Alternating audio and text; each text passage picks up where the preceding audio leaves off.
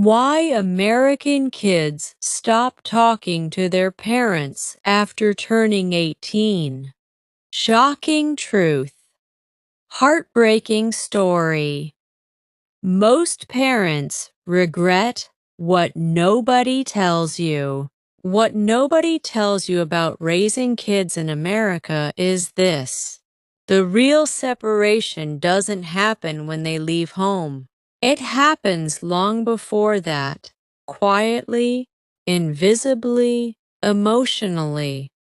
While everyone still thinks the family is normal, at 18 nothing suddenly breaks. Instead, something slowly disappears: the need to talk. And once that disappears, silence becomes permanent unless someone fights to bring it back. This is the story of how a normal American family slowly drifted apart without realizing it. The Miller family, a perfect American lifestyle. In a peaceful suburban neighborhood of Columbus, Ohio, lived the Miller family. Their home looked like every ideal American household: a two-story house with a small lawn, a white mailbox near the driveway, a kitchen that always smelled like morning coffee. Inside lived John Miller, 45, construction supervisor, a hard-working man, practical, emotionally reserved, someone who believed providing was love. Sarah Miller, 43, part-time nurse, a warm mother, emotional, always trying to keep the family together. Emily Miller, 18, their only daughter, bright student, quiet personality, never rebellious, always responsible.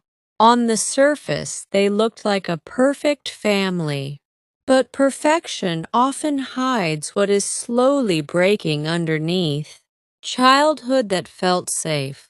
Emily's childhood was stable. She was the kind of child teachers praised. Never disruptive. Always respectful. Always prepared. Sarah used to say proudly, "Emily never gives us trouble." John would smile and reply, "That's good. That means she's disciplined." But what they didn't notice was something subtle. Emily wasn't expressive. She wasn't difficult. She was quietly internalizing everything. The first shift. Silence begins small. It started in small ways during high school. Emily stopped sharing random stories after school. Her answers became shorter. "How was school?" "Good." "What happened today?" "Nothing." At first, Sarah didn't worry. Teenagers are like this, she told herself. But emotional distance rarely starts loudly. It starts politely. The first emotional wall. One evening, Sarah called from the kitchen, "Emily, dinner is ready." A pause. Then from upstairs, "I'm not hungry. I ate something earlier."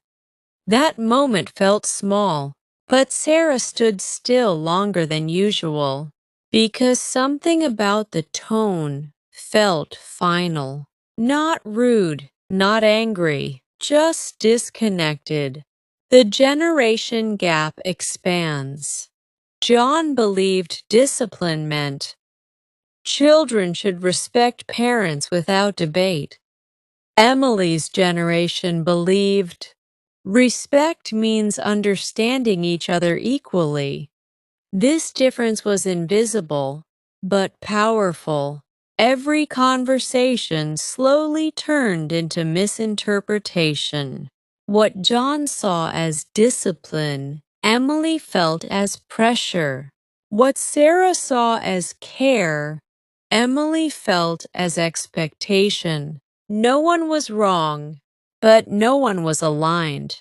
The college acceptance letter. One afternoon, an envelope arrived. New York University accepted. Sarah screamed with joy. John smiled proudly. Emily stood quietly. Inside her chest, two feelings collided: excitement and fear, because she realized something important. This was not just college. This was separation. Moving day. A quiet break no one noticed. The house was full of activity. Boxes, laughter, packing lists. Neighbors congratulated them. Photos were taken, but emotionally, something was shifting underneath. Sarah hugged Emily tightly. "Call us every day, okay?" Emily nodded. But deep down, she didn't know how life would feel after this moment. John helped load the car. He didn't say much, but his silence carried weight. Because fathers often feel loss before they can name it. New York City, freedom that feels different. New York was everything Emily imagined. Freedom, independence, energy. She loved it. At first, she made friends quickly. She joined study groups. She explored the city at night. And she called home daily. But slowly, life accelerated. Assignments, social pressure, new identity. Calls became daily to weekly to occasional to rare. And then, only when something went wrong. Sarah, the mother who waited.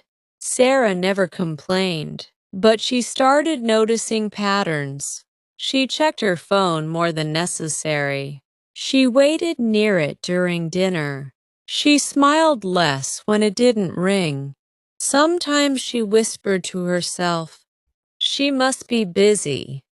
But deep inside, she wondered, or does she just not need me anymore?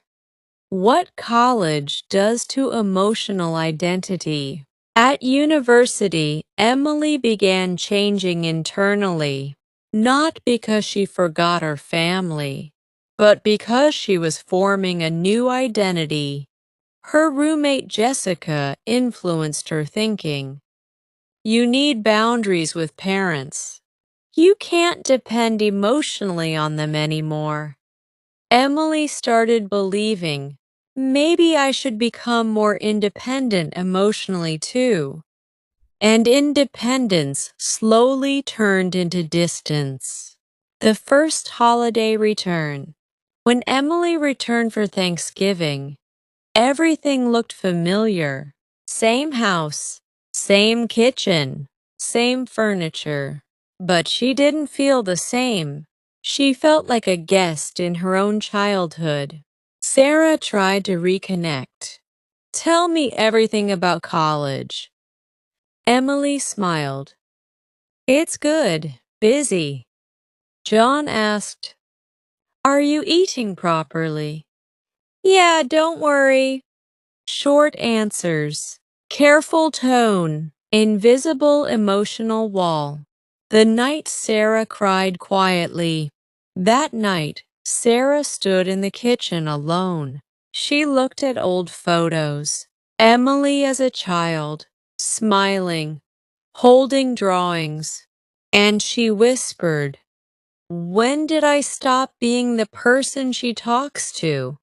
Not loudly, just painfully. The question that changed everything. Before leaving again, Sarah asked directly, do you still feel close to us? Emily froze.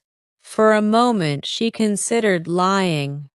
Then she answered honestly, I love you, but I don't know how to talk to you anymore. That sentence broke something invisible. Not love, but connection. Emily's internal struggle. Emily began feeling two conflicting emotions. In New York, independence. At home, guilt. She asked herself, why do I feel distant from my parents? Why do I feel guilty for being independent? Why does home feel unfamiliar now? This confusion created emotional exhaustion. The breakdown moment. One night in her dorm, Emily experienced a panic attack. She couldn't breathe properly. Her hands shook. Her roommate called out, "Call someone you trust." For the first time in months, she called home immediately. The call that reopened everything. Sarah picked up instantly. "Mom, I can't breathe." Sarah's voice changed immediately. "Stay with me. I'm here. Talk to me." No judgment, no questions, just presence. And in that moment, distance collapsed, rebuilding the relationship. After that night, things slowly changed. Not perfectly, but meaningfully. Sarah stopped pressuring. John started listening more than speaking. Emily started opening up slowly. Conversations became real again. Not obligation, connection. Final realization. All three understood something important. They were never enemies. They were simply navigating life transitions without emotional guidance. Love was never missing. Communication was. Final message. Families don't break in one moment. They drift slowly when independence grows faster than communication. Silence replaces emotional expression. Assumptions replace conversation. But anything that drifts apart can still be brought back together if someone decides to speak first. Good luck.